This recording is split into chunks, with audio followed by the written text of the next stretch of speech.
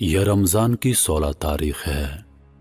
शहर दिल्ली में ईस्वी के एतबार से 11 मई 1858 का यह दिन अपने एतबार से गर्म और खुश्क है।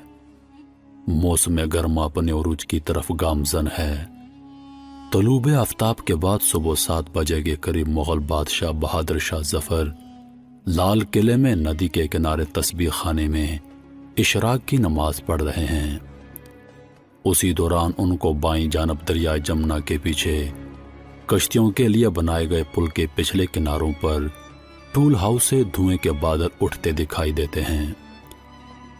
यह मंजर देखकर बहादुर शाह जफर फतेह अली को जोरदार आवाज से मुखातब करते हैं और उसके साथ ही लाल किले से एक हरकारा टूल हाउस की जानब नहायत बरक रफ्तारी से रवाना होता है ताकि मालूम किया जा सके कि आखिर यह धुआं किस वजह से उठ रहा है।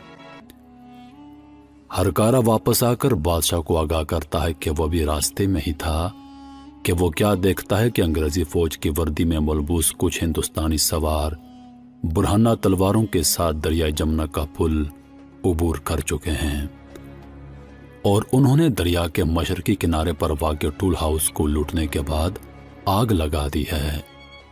यह सुनकर बहादुर शाह जफर शहर और किले के तमाम दरवाजे बंद करने का फरमान जारी करते हैं। शाम के वक्त उन बागियों का सरबराह किले में बादशाह बहादुर शाह जफर के पास हाजिर होता है और अंग्रेजों के खिलाफ बगावत को एक मुकम्मल जंग का रूप देने के लिए बादशाह जफर की सरपरस्ती के लिए दरखास्त करता है। लेकिन बादशाह निहायत परेशानी के आलम में कोई फैसला नहीं कर सकते और वजीर आजम एहसानुल्लाह खान बागियों के सरबराह से ये कहते हैं कि हमारे पास कौन सा खजाना है कि आपको तनख्वाहों पर अंग्रेजों के खिलाफ मदद फराहम करें। लेकिन बिलाखिर बहादुर शाह जफर ने उन बागियों की सरपरस्ती कबूल कर ली। उस दौर के दिल्ली कॉलेज के एक मुतहरक तालिब इल्म मोहनलाल कश्मीरी ने इन तमाम तारीखी वाक़यात के मुताबिक यह बात बड़े वसूख से लिखी। वो लिखता है, मैंने कभी दिल्ली के किसी मुकामी या बैरूनी मुस्तनद ज़राए से यह नहीं सुना था कि बहादुर शाह जफर बगावत करने वालों से राब्ते में था। इससे कबल कि उनके मुल्क में बागी कार्रवाई शुरू कर दें।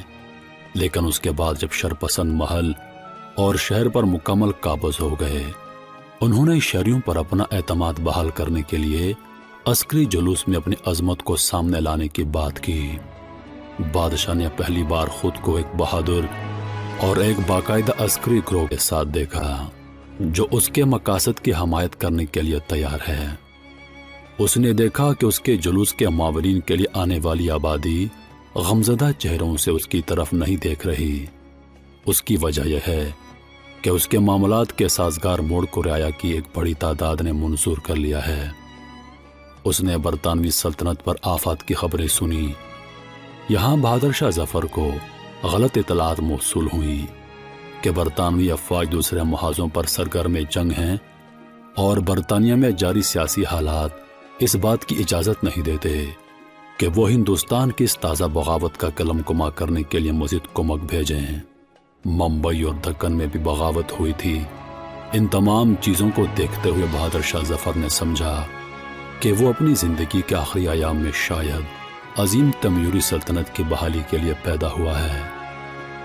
अगले दिन 12 मई की सुबह दिल्ली अंग्रेज़ों से पूरी तरह खाली हो चुकी थी।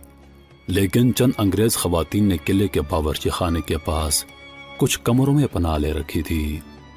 बागियों ने बादशाह की मुखालफत के बावजूद उन सब को कत्ल कर दिया।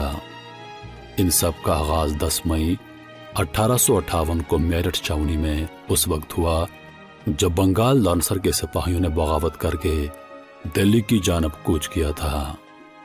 1858 के वाक़यात पर इंतहाई अहम और मारूफ तारीखदान रना सफ़वी लिखती हैं, ऐसी बंदूकें ईस्ट कंपनी के फौजियों के लिए आई थीं जिनके कारतूसों को दांतों से काटकर बंदूक में भरना पड़ता था। उस जमाने में यह कहा जा रहा था कि उसके अंदर गाय और खिंजीर की चर्बी है, लिहाजा जो मुसलमान थे वो भी उनको छूने से माने थे और हिंदू भी उनको छूने से कतरा रहे थे। اس کے علاوہ مزید کئی اسباب تھے کہ فوجیوں کو سمندر پار لڑائی کے لیے بھیجا جا رہا ہے، تو اس بات پر ہندوؤں میں کھلبلی مچ گئی، کیونکہ برہمنوں کا یہ عقیدہ ہے کہ پانی یعنی سمندر پار کر لیا تو ان کی ذات ختم ہو جاتی ہے۔ مزید یہ کہ ہندو فوجوں کی ترقی بھی صرف ایک حد تک ہوتی تھی۔ ہندوستانی سپاہی اپنے صوبیدار سے آگے نہیں ترقی پا سکتے تھے۔ اس طرح ان کی بہت ساری شکایات تھیں جو میرٹھ سے اٹھنے والی آگ کا پیش خیمہ ثابت ہوئی، اور جس نے آہستہ آہستہ پورے ہندوستان کو اپنی لپیٹ میں لے لیا۔ کچھ لوگوں نے اس کو غدر کہا تو کچھ نے جنگ آزادی کا نام دیا۔ کچھ دنوں کے بعد باغی تتر بتر ہونے لگے اور انگریزوں نے واپسی کی۔ امبالہ سے آنے والے فوجیوں نے نہایت زوردار حملے کیے، اور پھر 10 جون 1858 کی صبح انگریزوں کی توپوں کا رخ دلی کی جانب کر دیا گیا۔ گولہ باری شروع ہوئی، تم پر جا بیٹھے، جبکہ بادشاہ اور شاہی خاندان محل کے سب سے بلند جگہ پر اپنی نشستیں قلعے کی دیواروں میں موجود سوراخوں سے شہر پر گولہ باری کا نظارہ کرنے لگے۔ اس وقت جون کی گرمی اپنے عروج پر تھی، اور ہر رات توپوں کی گولہ باری سے ہونے والی روشنی میں لوگ اپنے سائے دیکھتے تھے۔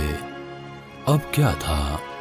بہادر شاہ ظفر کو نظر آ چکا تھا کہ اب دہلی اور ان کی نسل در نسل چلنے والی مغلیہ سلطنت اپنے انجام کی جانب گامزن ہے۔ جنرل نیکلسن کی قیادت میں انگریز افواج نے 4 ماہ تک دہلی کا محاصرہ کیا، اور بالآخر 18 ستمبر 1858 کو درگاہ حضرت خواجہ نظام الدین اولیاء سے حاضری دے کر لوٹتے وقت بہادر شاہ ظفر کو گرفتار کر لیا، اور یوں صدیوں سے شروع ہونے والی سلطنت مغلیہ کی داستان اپنے انجام کو پہنچی۔ بہادر شاہ ظفر ہندوستان کا آخری مغل بادشاہ ثابت ہوا۔ بہادر شاہ ظفر اپنے والد اکبر شاہ ثانی کے بعد 1838 میں 90 سال کی عمر میں تخت نشین ہوا۔ وہ ایک شاعر اور خطاط ہونے کے ساتھ ساتھ ایک نفیس شخصیت کا مالک تھا۔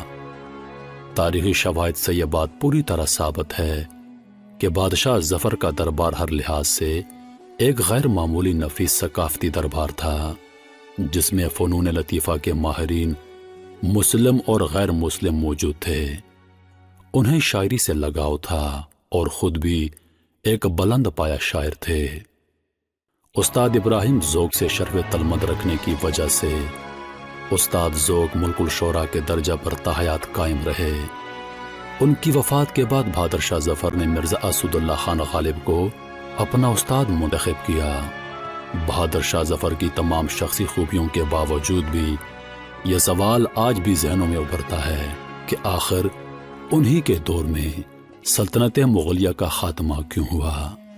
اس کے زوال کے مختلف اسباب ہیں، اور تاریخ دانوں نے تحقیق کے ساتھ مختلف اسباب پر زور دیا ہے، جس میں سے غیر مسلم محققین اور مورخوں نے اس بات پر زور دیا ہے کہ بہادر شاہ ظفر کو ایک ایسی کشتی ملی تھی جس کے تقریباً ہر کونے میں سوراخ تھا، اور اس کے لیے ان سوراخوں کو بند کرنا ممکن نہ ہوا، اور پھر میرٹھ سے اٹھنے والی بغاوت کی حمایت کا فیصلہ مغلیہ سلطنت کے تابوت میں آخری کیل ثابت ہوا۔